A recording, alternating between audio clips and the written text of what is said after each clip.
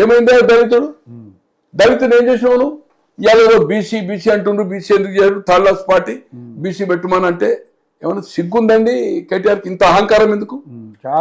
ఈ రోజు గుర్తుపెట్టుకోవాలి, 91లో 243 సీట్లు వచ్చినాయి లోక్సభ.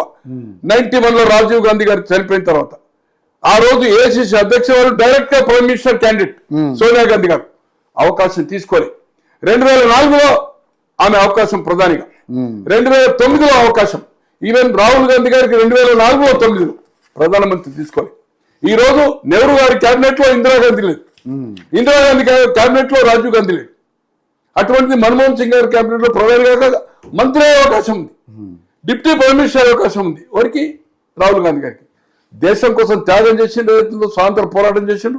చిల్లర పార్టీ అంటావాను మీరంతా కుటుంబ సభ్యులు పోయి డై కొట్టినప్పుడు ఏమైంది? తెలంగాణ ఇచ్చిన తర్వాత ఫ్లోర్ ఆఫ్ ద హౌస్ ముఖ్యమంత్రి అయిన తర్వాత ఇది సోనియా గాంధీకి సాధ్యమైంది. సోనియా గాంధీ లేకపోతే తెలంగాణ వచ్చేది కాదని ఒక ముఖ్యమంత్రికి చెప్పింది నాయన అన్నాడు.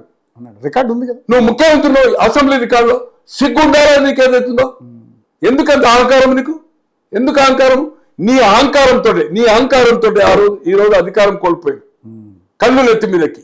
ఇప్పుడు మళ్ళీ అధికారం వచ్చినట్టు మాట్లాడుతున్నావు. రావచ్చు, నేను రాదని అనలేదు, కానీ ఈ బాడీ లాంగ్వేజ్ పద్ధతి కాదు. నీ తండ్రికి లేనంత, నీ బావకు లేనంత, నీ చెల్లెకు లేనంత పొగరు. ఇంత ఎందుకు పొగరు నీకు? అంటే మాటకారువేనా?